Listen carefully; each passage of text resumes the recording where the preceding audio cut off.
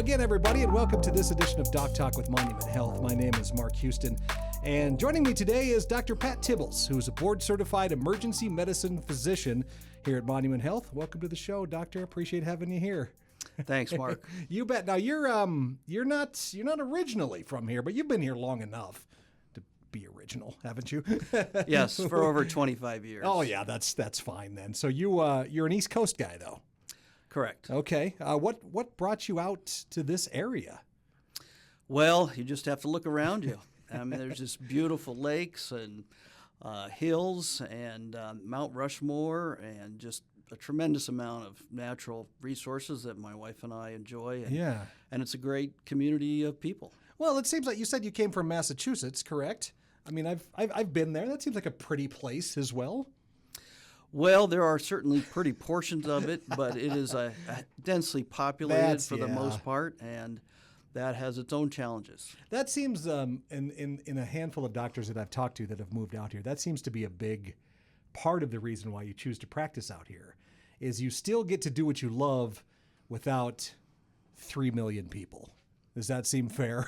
Yes, you do. And, this is, and my interest and specialty is medicine, and this has a great medical community out here. Do you have a family history of medicine, or what led you into it, Doctor?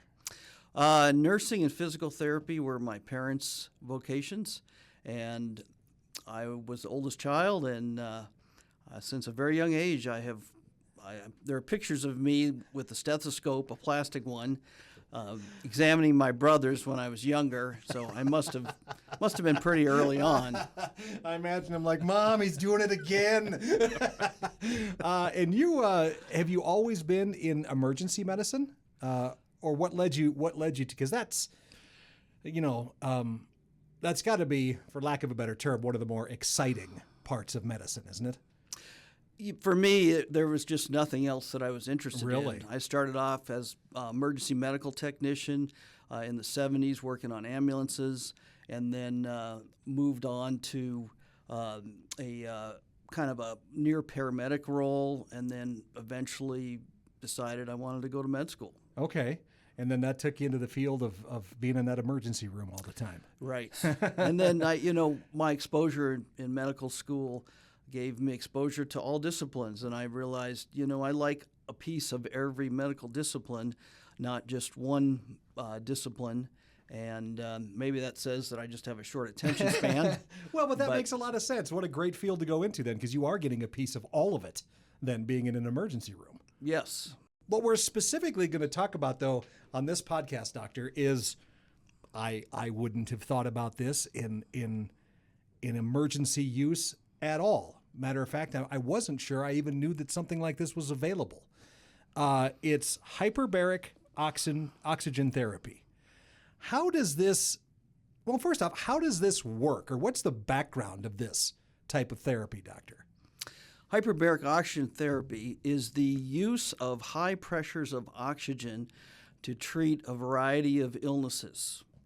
And it is delivered inside a closed environment, typically what we call a chamber, which is we have single occupant chambers or monoplace chambers that fit one person and that is surrounded by a clear plastic container with steel end plates. And then there are larger multi-place chambers, which are walk-in chambers, ride-in chambers that treat many patients at one time. How does this tie in with emergency medicine? I guess that's what I've been trying to figure out today before you got in here. This seems like a therapy that you do when things aren't that serious.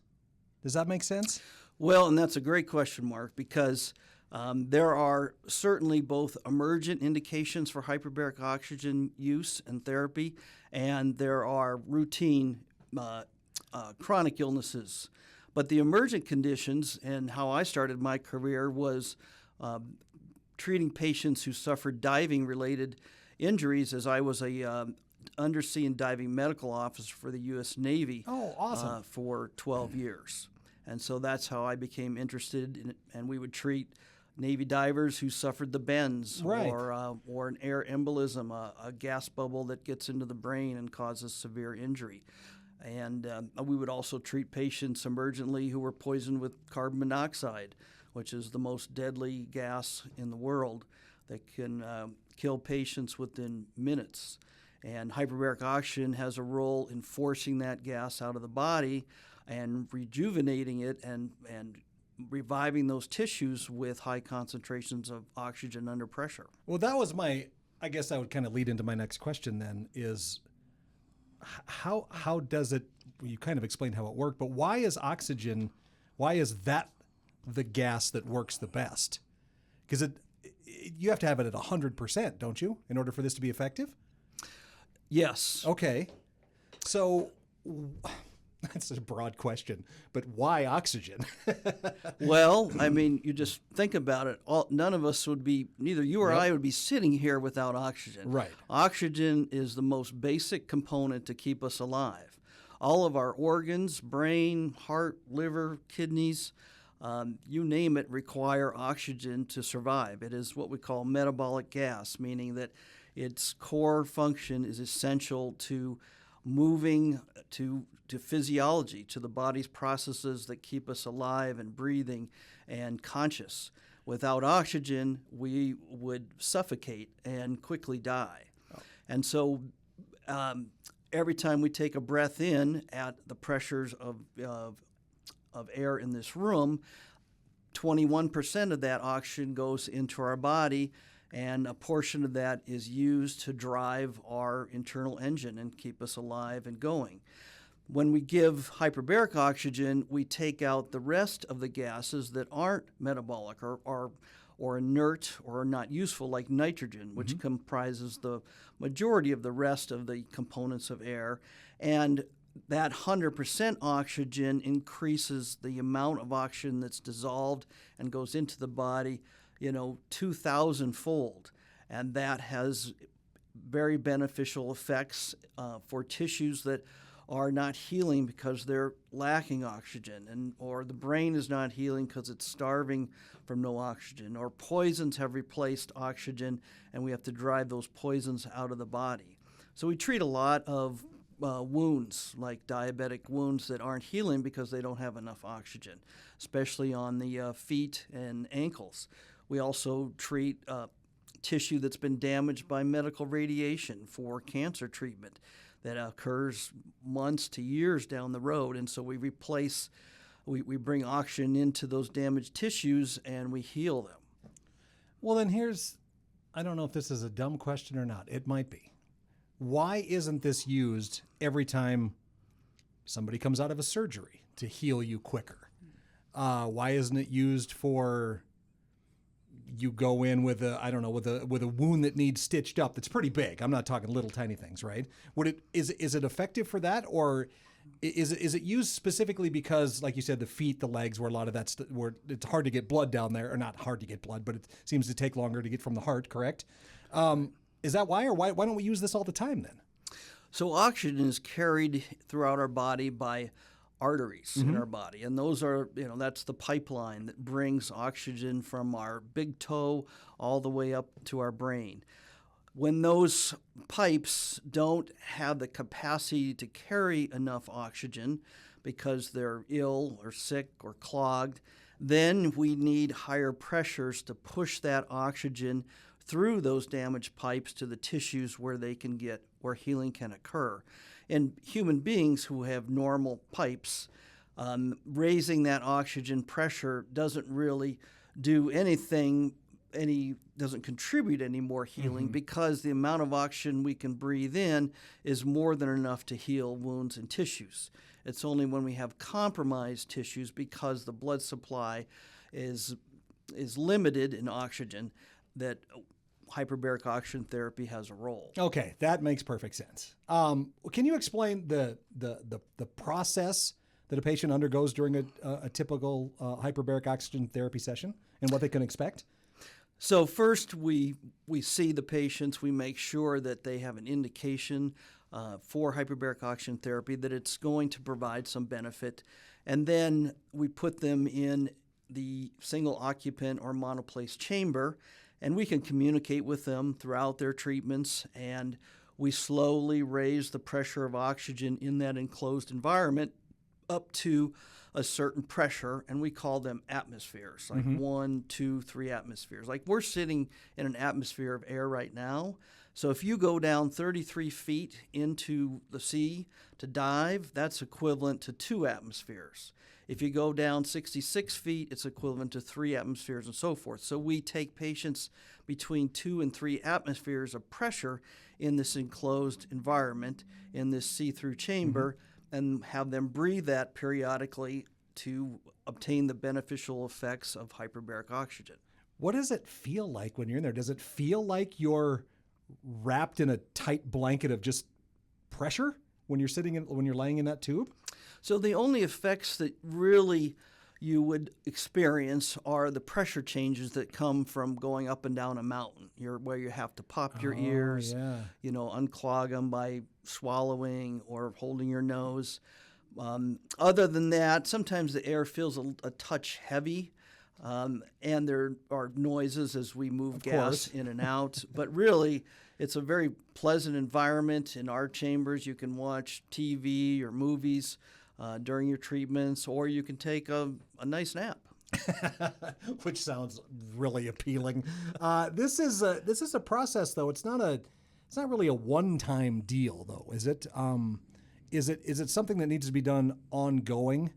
You don't just go in there one time, do it for a couple hours, and then like, okay, you'll be fine. Do you have to keep coming back, or can it just be a one-time thing?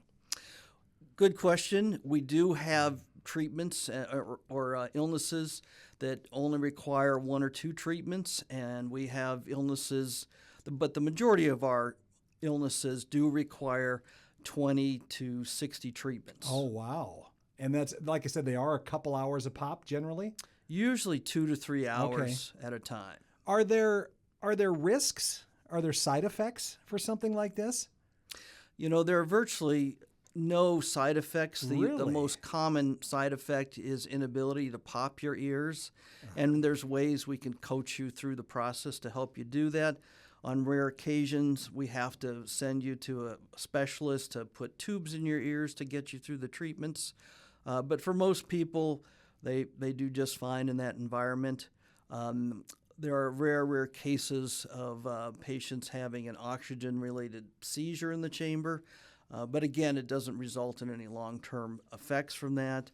And we also, but essentially it's all related to pressure changes in the ears. That's the only discomfort. On rare occasions, despite this being an entirely clear chamber where you can see all around you, people do suffer bouts of claustrophobia, but we also help give them medicine to get them through that as well. How many of these does Monument have?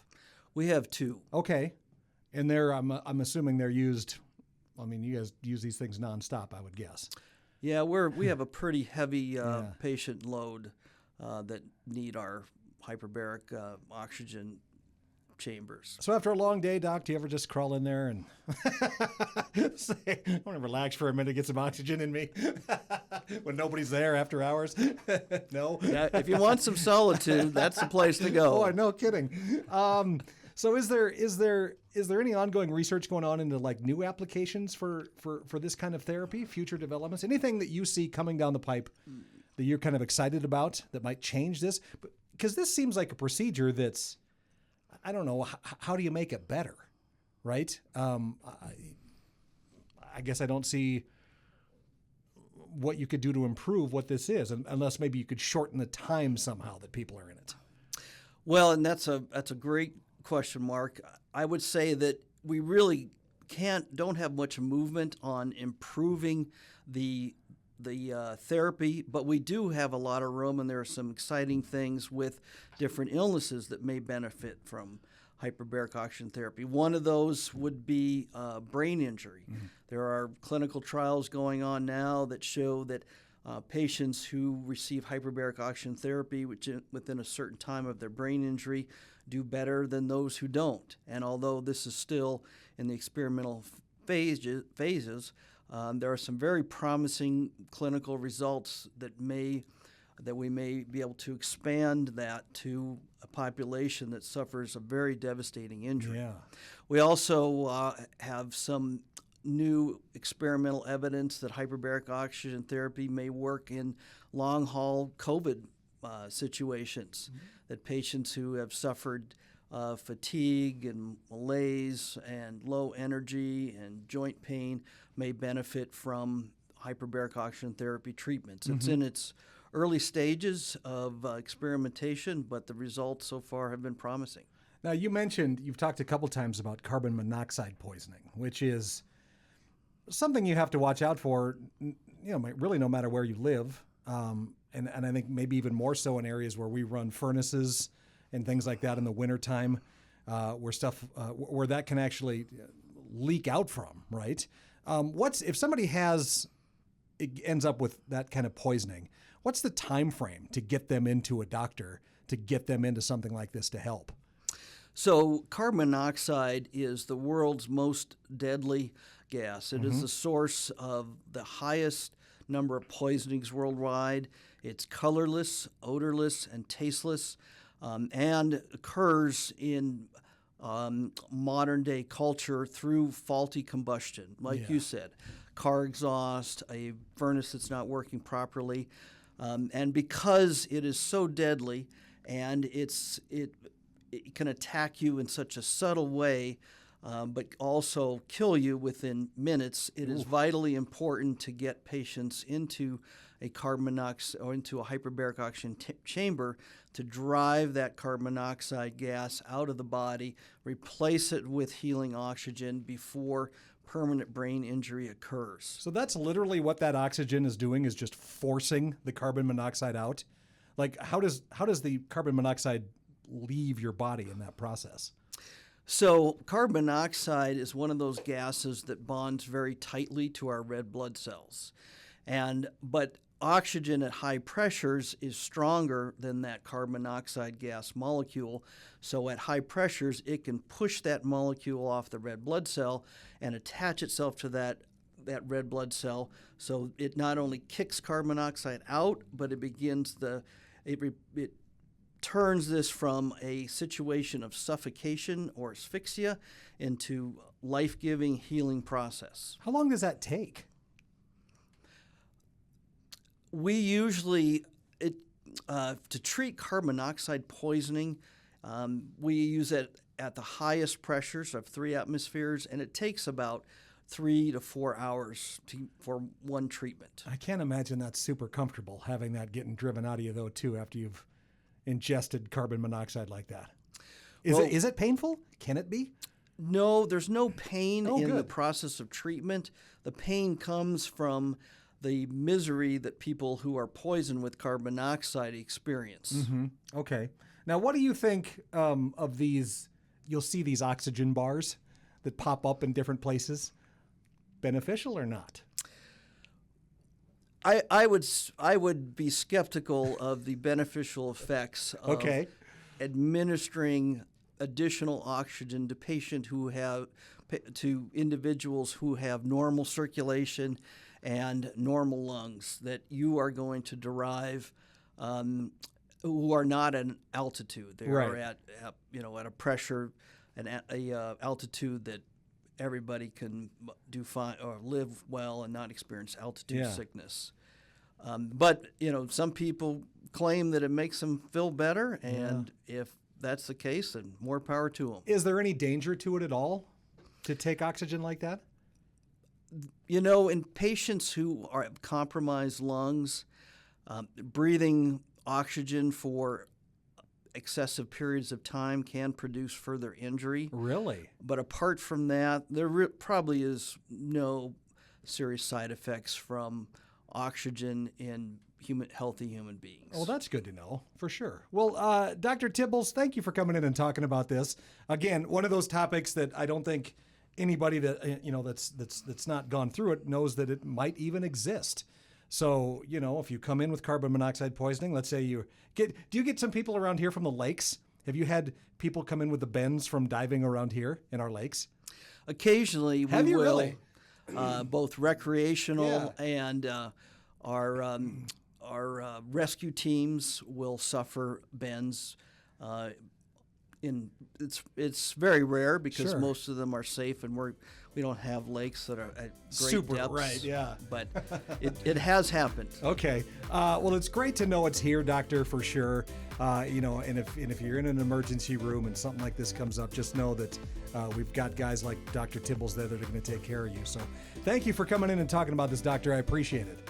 You're welcome, Mark.